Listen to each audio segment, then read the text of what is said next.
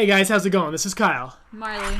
And this is our review of Now You See Me Too. The second act. The second act, I guess that's the subtitle. We just figured this out. I'm smarter than Kyle. That's obvious. I didn't see He that didn't believe me, but we Googled it, and Marley's the smartest in this room. I can't ever be right. Because it doesn't happen often. Well, anyway, we just got back from the theater for Now You See Me Too. Yeah. And we will give you our thoughts on it. The good and the bad and the ugly. And the ugly. The good and the bad and the ugly.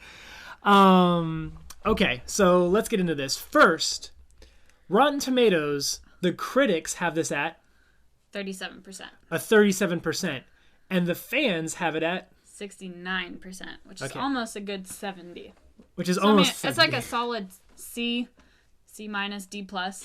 Yes, it is. That is, I guess, if you want to go by academic scores. Why not? Let's do it. Cool. So the fans gave it a 69, the critics gave it a 37, and we will decide at the end of this, our little discussion here, who's right between them, what does it land more on the side of, and where we would rate it amongst films. So let's start with the good. Tell me something you liked about this film. Well, I think the magic aspect. Keep in mind, this is a non-spoiler review. Yeah, so non-spoiler. We won't give away any spoilers. Go ahead. I think the magic aspect is cool because in the first one, they're the whole entire time like, oh, look at this, it's magic. And then at the end, they're kind of like, it's kind of magic, but it's kind of also just staged. And I think they do a good balance in between the two. In this one, it kind of fell on the side of me for more staged rather than magic. Technically, the first movie wasn't exactly magic, right? There was no real magic at the end. But at the end, like what it was mystery. It wasn't exactly magic. I saw it as more magic towards the end. There are, I will say this, and in the first one too, there are some things that are so like crazy that you would consider them real so magic. Perfectly timed. The bubble thing, the bubble thing, when she's floating in the bubble in the first one, you're like, okay, that's bordering between realism and magic, and which one is that? So that's why I said I think it struck a chord in between the two. Right, but I think it's all supposed to be grounded in reality. I don't think there. I mean, it stretches it from time to time, but basically, let's just give a quick synopsis. The synopsis of this movie is, and you've seen it from the trailers. The Four Horsemen, the magicians, they're back. Mm-hmm. And it is a bit of a revenge plot on Morgan Freeman's part. You know, he was thrown in jail at the end of the first one, and now he is sort of out for his revenge. Yeah. And I think that's as far as you get in the trailers. That's what you believe going into the trailers. You're given Daniel Radcliffe's character thrown in there, and you're trying to figure out the dots of how he's connected and everything. Right. So you have that, and you're trying to figure everything out, and in the end, you're left with what you're left with. So Isla Fisher. I keep saying Isla. I'm pretty sure it's Isla because I had friends who named their daughter Isla. Oh, okay. So, well, we'll go with Isla then, because you were right about the Idris Elba thing when I was watching the Star Trek review. Yeah. And I would have been here to correct them on that. But anyway, technically, I did correct it. Isla Fisher isn't in this one. She's the redhead from the first one. They're replaced with the new girl. And that is... Who is that? Lizzie Kaplan. Who plays Lula. Yes, she does. And I'm pretty sure Isla Fisher, it wasn't bad blood in between. I'm pretty sure I remember looking this up, and I'm pretty sure she's pregnant, and that's why she wasn't in this movie. One? Okay. So hopefully, if they do make a third one, I don't think there's going to be any hard feelings in between her, so hopefully she'd be in the third one. Right. So I think that would be fun to get her back. And how did Lula do? How did Kaplan do? I thought she did really well. I thought she was really funny. I thought she was the comedic relief in this movie because everyone's really taking it seriously and like, oh, we got to do this. Right. And she's over here just making jokes the whole time, and I think it's funny. She was a new character introduced, and I thought she did a great job. Yeah. I think she was one of the best parts of the movie. And as much as I like Isla Fisher in the first movie, I actually think I like the character of Lula better than Isla Fisher. Yeah, I think I would too, because with Isla Fisher in it, it was more serious, and it was like, we got to get this done, we got to do this and this and this. And I think with Kaplan in it, she kind of took it down a notch and was like, you guys, we're doing magic, like this is funny, right. Like let's have some fun with this. Some other good things is I thought that the story was pretty creative for the most part, right? I thought the story was fine. I mean, it wasn't anything spectacular, but I mean, it was a fun movie to watch. I'll tell you, I did not have a good time with this movie. I enjoyed watching it for what it was, right? Yeah, I think there are some parts where there was a little lull, and I was like, okay. Like, I think it was the parts where they were trying to explain things. Right. Because for sure, I think almost 100%, you need to see the first movie before this. You can't go into this movie and be like, because they expect you to know things from the first movie, so they don't go back and re-explain it, which is good for the people who have seen it, because you don't want to waste your time with getting another explanation of things. Of everything that happened, yeah. Yeah, so they do a little bit, but you need to know what's happening, and I think some parts where they kind of re-explain or do more explaining, I think it got a little dull at sometimes. You can say that for the bad section. Is it still good? Yeah, we're still on good. Good. Woody Harrelson I thought was really good in the movie. Yeah, I thought he was funny. I don't like Jesse Eisenberg, but he fits this part, you know what I mean? Yeah, like I feel like the control freak. Yeah, exactly. Yeah. And I almost wish that in Batman vs Superman, this was the character he was playing, and not necessarily that's a whole like nother conversation. The Lex Luthor. But I mean, obviously, you get an appearance from Michael Caine in the movie. You get Morgan Freeman. Yeah. And you have Mark Ruffalo. And I thought Mark Ruffalo was really good. And he's the person who carries this, right? Mm-hmm. And he was so good in the first one because you didn't realize who he was until the very end, or even if you did figure that out, he played his part very well. He carries this movie. My only qualm with Mark Ruffalo's character in this, we're moving more towards the bad part. We're going straight to the bad part. Straight to the bad part. My only qualm is that in the first movie, he's the mastermind. He's the one who knows the overarching story. He put everything into place. Right. In this movie... Careful for spoilers. I'm not going to. Okay. In this movie more, you get the sense that it's not like the first movie. He's more in it... I'm not going to say in it for the ride, but he's not the god that we saw in the first movie who had this whole entire storyline. Yeah, that's fair. So I think that it was... But does that bother you? I mean, a little, because it was hard for me to go from his character who knows everything and he's the top person. And he was controlling it, yeah. To be not so the top person in the second movie. Okay. I mean, yeah, I guess that's fair. I do like it when... And I think that's part of the magic of the first one, is that everything had a reason and everything had an explanation, and he was behind all of it, pulling the strings.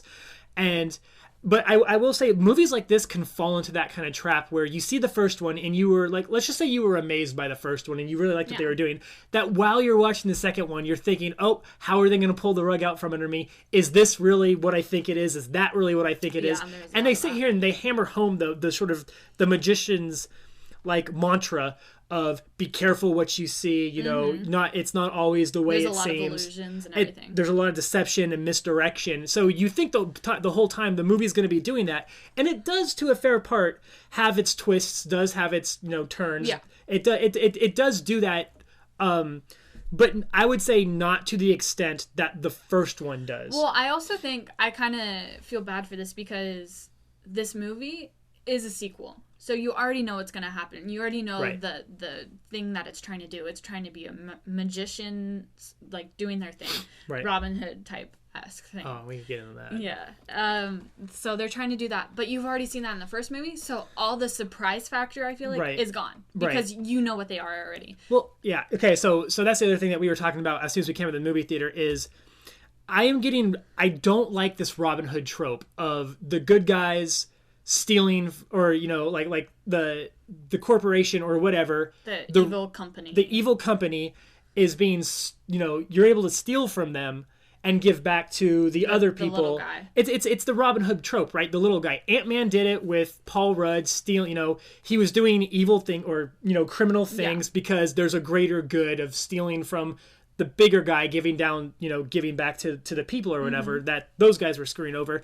And that's fine for the first one, but it does follow that same pattern in this one too. There is the Robin Hood trope. You want to root for these guys, but these guys are thieves, right? Yeah. Like you can't get 100% behind, the four horsemen for doing that. Yeah. And going back to the first movie, that leads me to another sort of thing that that I thought was kind of like, bad about this movie, now that we're completely in the bad section now, it's in order to sort of get their twists and turns, up front in this movie, for them able to tell their story, you sort of have to, you can't take everything you saw at face value in the first movie.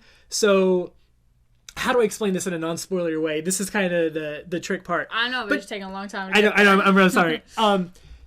Essentially, some of the truth that you know about the first one is kind of stretched, to make room for this sequel. It's like they made the first one. They weren't expecting a sequel to be made. They didn't have some overarching storyline or anything like that, like over a 3-movie like trilogy or anything. But they went back and they said, okay, this and this and this in that first movie, this is what it really means in the second movie, without there sort of being like, that exact connective tissue that you really want between movies that were like already thought of beforehand. You know what I mean? Yeah. It's like the movie did really well, so let's make a sequel and we'll have callbacks to the first movie, even though it doesn't really connect as well as you want it to in the second movie. It's like what you said, if they knew for some reason that the first movie was going to become a sequel, I think they would have made some changes to allude more to the second movie, because as you go back, there's a couple things that you're like, well, in this movie, in the first movie, if they would have just done this a tiny bit differently, then it could have related so much better. You could totally nitpick all these parts in the first movie, like that doesn't really match up with what we saw in the first movie and blah blah blah. But I still think the first movie was really great, and not knowing that they're going to have a second movie, I think it did really well, and I think the second movie tried the hardest that it could to relate to the first movie. Right. Knowing that they're not going to help you that much because they don't know there's going to be a connection. Yeah. You really do have to kind of squint to find the connective tissue between the first movie and the second movie. I mean, they try their hardest. No, they did. I'll give them that. It's not bad, and like I said, the movie's still enjoyable. I still enjoyed watching the movie. Mm-hmm. Which one did you like more? The first one or the second one? Well, I'm going to say the first one, just because my mindset watching the movie was different than watching the second one, because in the second one I already know what's going to happen. I already know they're going to have magic. I already know it's going to be really cool and everything. The first one, when I went into it, I was just thinking, this is going to be a magician movie. Well, that's the other thing, is that but I got happily surprised in it. And this one, since I already know what it's all about, it's harder for me to be as open as I was to the first one. So even though this was a really good movie for me and I liked it a lot, I think I'd go with the first one. The first movie over this one? Yeah. But I mean, I would watch it again. I think it's good. No, I would too. And and I would go back and look at the little hints, because it does carry a lot of the same plot points that the first one has too. Mm-hmm. And they do try to pull the rug from underneath you. I mean, that's what you expect in a magic movie, right? Like, okay, so show me, because the whole premise is deception, right? Yeah. And misdirection. Yeah. So here's one thing, but here's really what's going on. And this movie does that, and it has that. But unlike the first movie where you weren't expecting that, when you go into this movie expecting you already it, know this stuff you're is like, gonna happen. It's you're like, oh, this is what they could do. This is what I think's going on, and then maybe the ultimate answer isn't as cool as what your imagination had while you were doing it. Yeah. So it kind of dumps it down a little bit. But okay, so let's go with this. There's the critics who give it a 37%, the fans who give it a 69%. Who is right? Who is wrong? Where does this belong? I didn't mean for that to rhyme, by the way. Be a poet. I think the critics didn't get this one so much as right as, I don't know, what do we even know the score of the last one? No, I actually don't know the score of the last one. I think that critics aren't going to like this movie as much as fans, because I think critics are trying to, they're like, well, this doesn't really make sense, and this doesn't really make sense. Yeah. And the magic here, like, you can't just take that for granted. Right. And I think there are parts in this movie where some things are bordering on actual magic as opposed to illusion or sleight of hand or something, and you're like, is that really possible? Yeah. Kind of like that bubble thing in the first one. As a fan, you're going to be enjoyed, like, to be entertained by a movie. But as a critic, you're trying to be nitpicky. You're trying to be like, well, this doesn't really do this and this and this. So I think I would have to agree more with the fan point of view, and I think I'd give it somewhere in the 60s. Yeah, I think 65% is probably really good. Yeah. And that's, I know that seems like a low score. Like, it does kind of seem like a low score, but that's it feels like that's where this fits. It was a fun, enjoyable movie. It was not below 50%, like the way the critics have it. I don't think so. It was definitely an enjoyable movie, and especially if you like the first one, you will like this one too. Yeah. It hits a lot of the same beats, and it does. But I think part of the expectation of it is kind of lowered. Yeah. Because you're like, what's that twist? What's Yeah, what's that thing? I think just being a sequel in itself, it's already been lowered like 20%. Right. So 20-25%. So you already have that lower expectation because you already know what it's going to be about. You need to look for the plot twist. You need to look for the really small details that could be trying to misdirect you. So I think it's going to be lowered that way, but So would you recommend go seeing it? I would recommend seeing it, but maybe, I don't know, if you don't want to spend how much were tickets today, like $10. Yeah, I think they're less than that. If you don't want to spend that, it would be fine redboxing too. I'm not gonna be like, no, you have to see this. It's not a you have to see it in theaters movie, but seeing it on your TV in your family room or something with your family would be just as enjoyable as seeing it in a theater. I agree. This is a Blu-rayable movie for sure. But I mean, it was a good movie. Yeah. Don't get me wrong. I enjoyed it in If you want to see the it in headphones. theaters, go see it. I'm not going to tell you not to see it. All right, guys. Well, that's our review of Now You See Me Too. Like, comment, subscribe. What'd you guys think of the movie? Follow us on Snapchat. Follow us on Snapchat. Marley has really funny Snapchats. Some that don't make any sense at all. But it happens. All right, guys. This is Kyle. Marley. And this has been a critique on the universe of movies.